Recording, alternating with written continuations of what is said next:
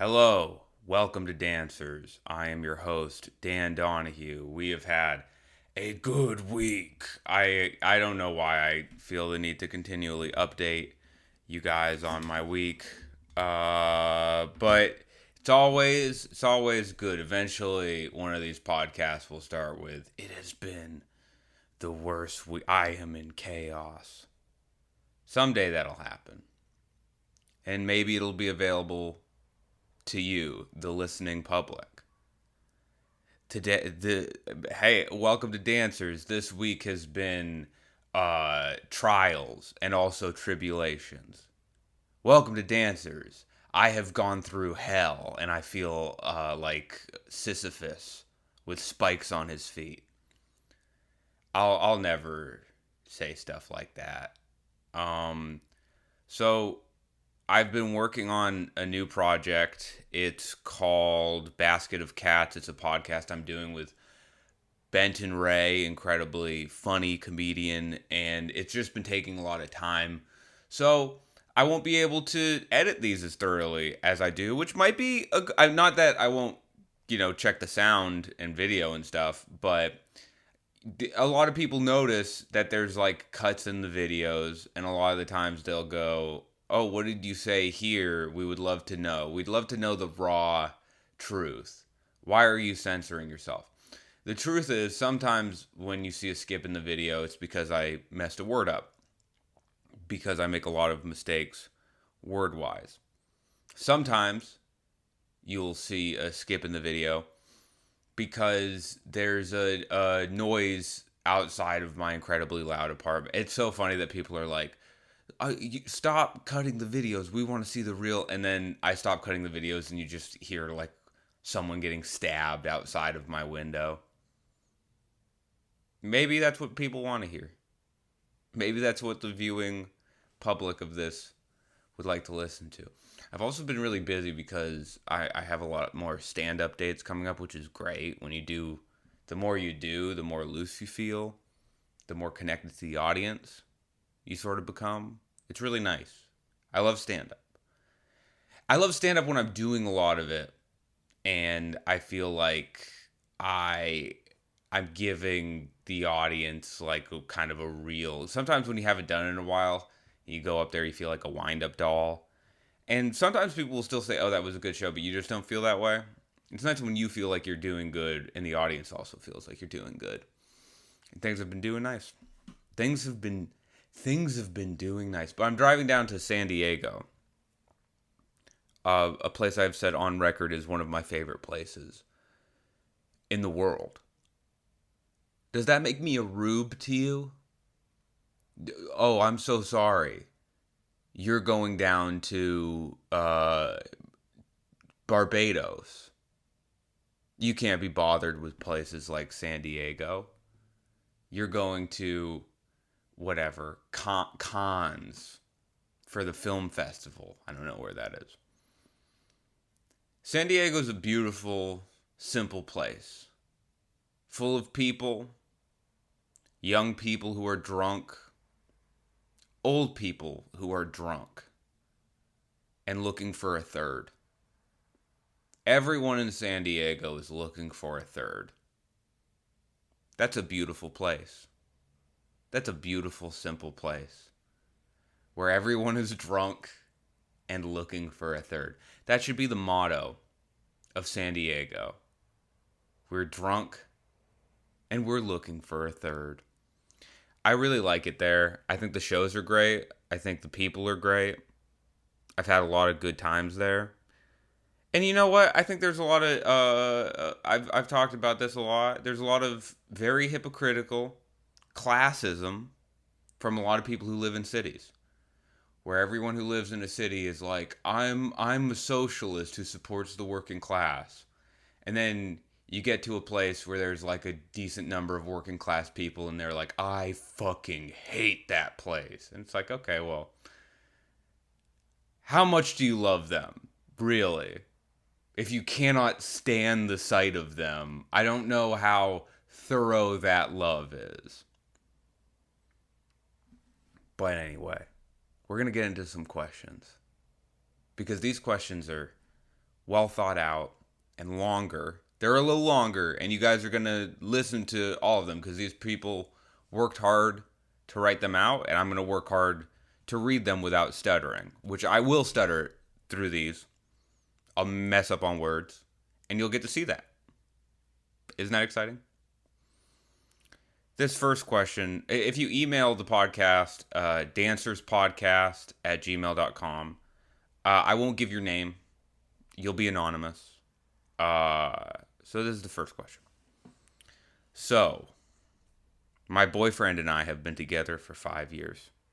Decent amount of time. He recently proposed. I thought I'd be super excited about it, but it turns out I wasn't.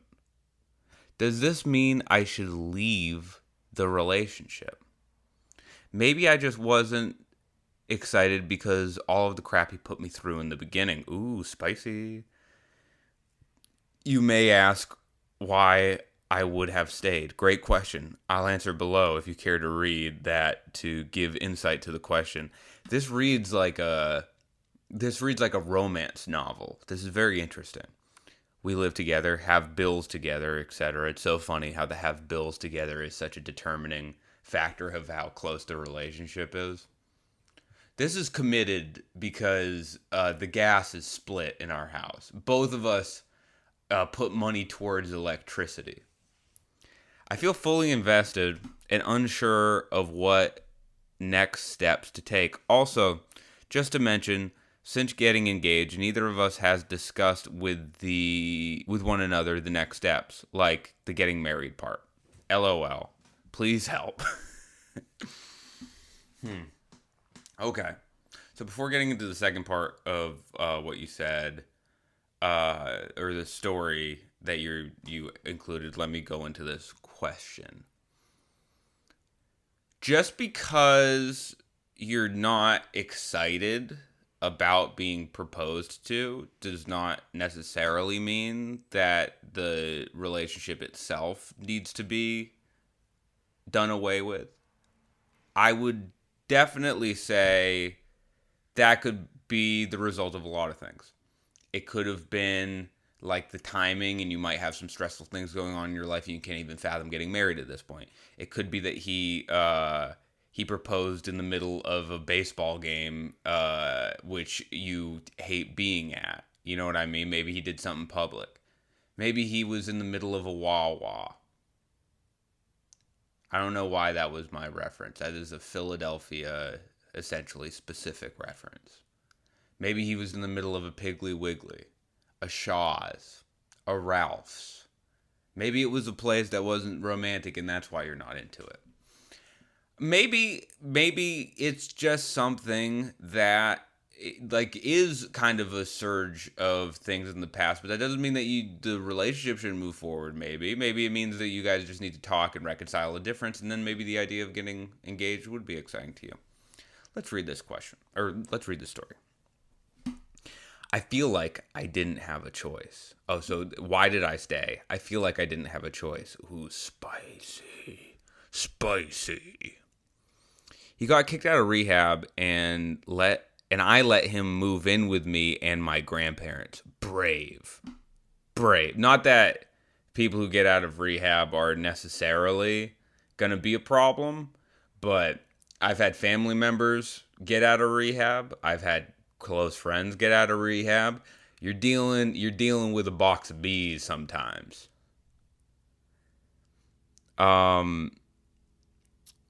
And I kept catching him doing so many hurtful things. Interesting. And I never really got any type of explanation or even him admitting he was wrong.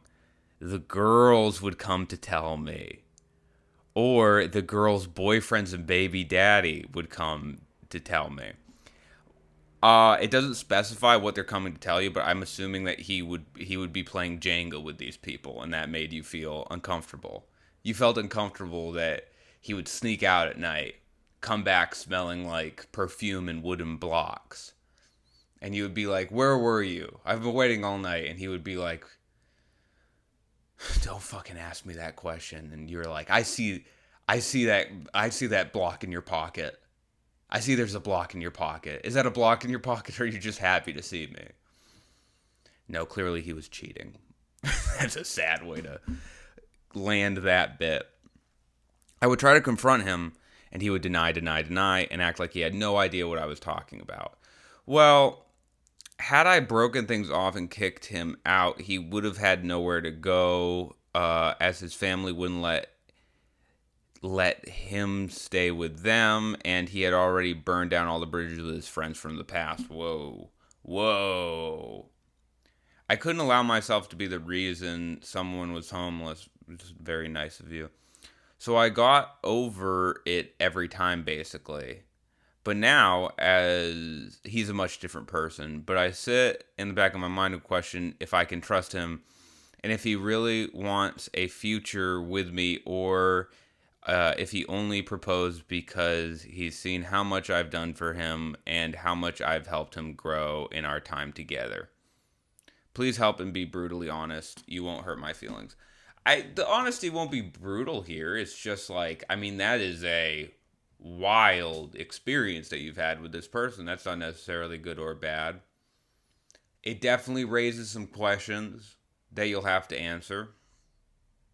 And some of those questions might be uncomfortable, or questions that you haven't asked yourself before. It's not just the question of, can I trust him, which is obviously a huge question. It's not just the question of, this is the real question.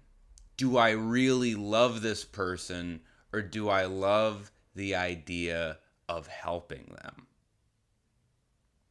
Dun, dun, dun. No, but seriously, I know a lot of people who are addicted to the idea of getting someone back on their feet. This could be the result of a lot of things. They could potentially have had a lot of bad things happen to them in the past, and they want closure by helping someone else, by bringing someone else in. Like, if you've had a traumatic past, a lot of times that can give you kind of this Mother Teresa complex. Not to say that you necessarily have this, but I'm just throwing some ideas out there. Now that this person is well, it seems, and back on their feet, and they're hopefully not cheating anymore, is it still alluring? Are you still into it? I've had points in my life where I've dated women where I was I loved the problems. I didn't know it at the time. If you had asked me at the time, I would have been like, you're crazy. I just love this person. I loved the problems because their problems gave me an excuse not to do the things I knew I had to do in my life. Why aren't you writing stand-up? Oh, because, my girlfriend's XYZ. Why didn't you do that show last night? Oh, because, my girlfriend's having a really rough time and I had to stay. That's not to say that you're not a good person for helping that person out. That's not to say it's always in bad faith, but it's something you got to consider. And this is a very interesting series of events. And the fact that you're not, you don't feel excited. Here's what I'll say. You should definitely be having this conversation with them. And I know it's really hard, and it's kind of like the simplest piece of advice, but it's simple and true at the same time. I think if you have this conversation with them, you say, when you proposed to me, I didn't feel excitement. That doesn't mean that the relationship is over right now, but it means that we need to talk about this. I think the more stuff you get out in the open, the better. And I'll say this, in my very stupid experience as a human being, I am constantly shocked by the amount of honesty people can take. And I've been honest in situations with people in a way where I if you asked me, hey, if you said this to this person, would they hate you? I would be like, yeah. And then I said it and they were like, thank you. So I think maybe this person would want to hear that. I mean, if I was with a partner and I proposed to them and they said yes but didn't feel excited, I would want to know that. So that's my 2 cents. And thank you. This is a very beautiful question. It's a sad question, but it's a beautiful question. Ooh, okay. So this person starts with, hi, Dan. I love the pod so stinking much. Stop it. It's very nice. I love hearing stuff like that. You're hilarious. That's so very kind. Thank you. I hope that this is just watch me give the most boring, unfunny answer to this question of all time. This is also a long one, which I do like. And I'll get better at reading as this podcast continues, I promise. My question is related to my partner. Hey, They usually are. I'm 24. I've been seeing him since I was 20. Sometimes I'm not sure if we're meant to be together. He's an amazing guy. He's stable and knows what he wants to do with his career. He loves me very much and has a kind heart.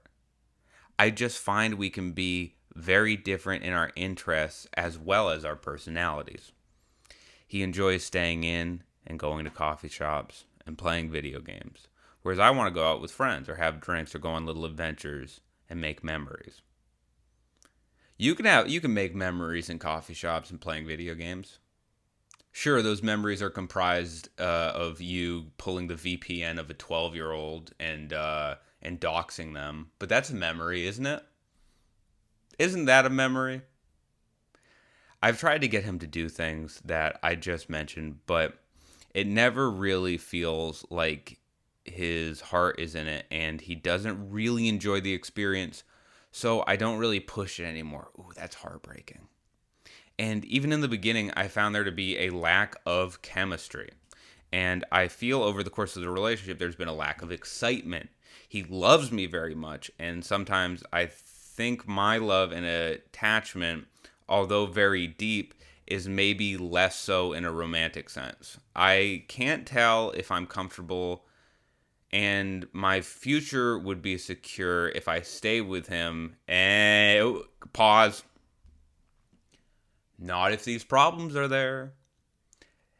It's really funny how we see relationships as this like bedrock. In fact, it's the family unit, quote unquote. Having a child, raising a child is all predicated on the solidity of relationships for the most part, right? And if there's insecurity in the relationship, which is what this letter is, whether or not you're going to stay with this person or whatever, which is obviously totally up to you. The letter that you just sent me does not mean that there's security in the future. A lot of people will stay in a relationship because they're like, well, my future will be secure. Well, not if these problems are there, because over a long enough timeline, that hairline fracture becomes a big, big crack. Okay, very, very interesting. I like the line of thought here because it is something that I'm very interested in. Sorry, let me just pick up where I was. I hear the experiences my friends are having, and they're constantly being let down by guys and getting hurt. And they always say how they're starting to give up on finding someone who is good to be with.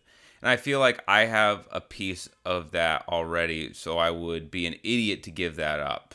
And I'm scared if I leave him, I will regret it, and it will be the biggest mistake of my life, and I will have fucked up everything. What do I do? Please help. So sorry, this is a novel, not a novel. If it's a novel, it's a beautiful novel. You just sent me 1984. Is that that reference shows you that I haven't read since high school.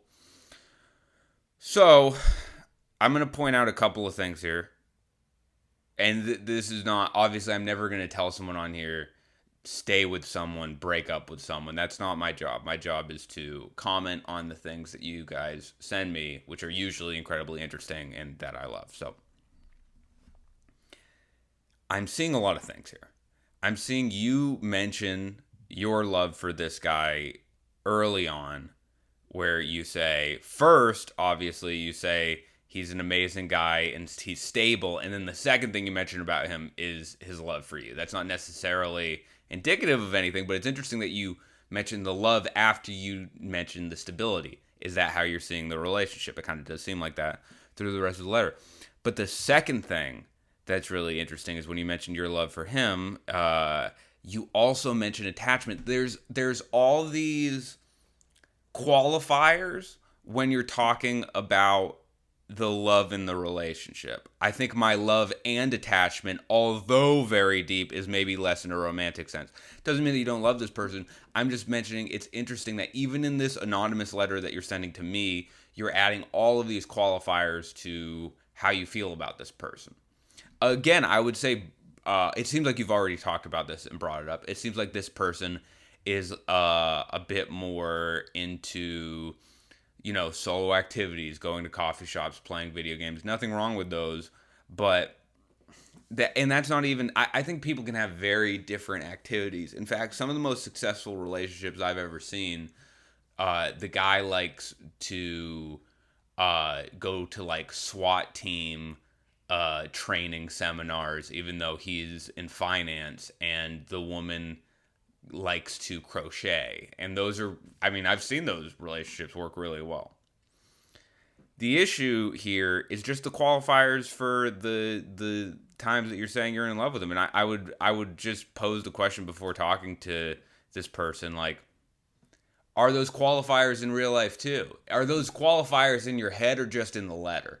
Do you qualify like, yeah, I have a lot of I noticed this in a relationship of mine that didn't work out, is when we were breaking up, I wanted to let this person know that I loved them, but obviously I didn't want to show them that it was a romantic love. So you know what I said? I said, I have a lot of love for you. And that's what this letter sounds like. And also, you need to understand that you're not the only one affected by these feelings you're having. There's a person at the other end of it, right? And he's playing Doom right now. All right? Look over into that room at that lovely, sacred boy shooting people in the face in Call of Duty. He's affected by these thoughts that you're having, okay? And if the whole security thing is the biggest issue I have in this line of thought. We're not to judge you or anything. This is just my opinion on it. The security. People are always talking about security. Oh, this relationship, blah, blah, blah.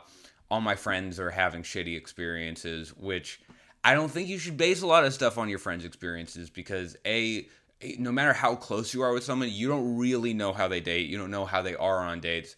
Not to say that they're definitely the problem, but they could be part of the problem in that. Like, it's also obviously very hard to date these days. But if you're basing this, which I feel like a lot of this letter is predicated on the security you feel with this person. If there's no love, there's no security. Damn, did you hear me say that? Did you just fucking hear me riff that out? If there's no love, there's no security. Are you kidding me? You just heard that on this podcast. That's Danswers. I'm gonna put a stamp. I'm gonna put like one of those how producers before rap songs will like say their name before it, like DJ Khaled. I'm gonna put Danswers podcast before that. If there's no love, there's no security. And you said that there's love there, but is it romantic love?